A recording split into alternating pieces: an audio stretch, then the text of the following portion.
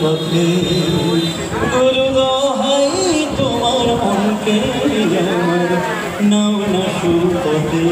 আমি আপনাদের সকলের হয়ে দাদার কাছে যদি একটু অনুরোধ করি, এটা যদি এক লাইন যদি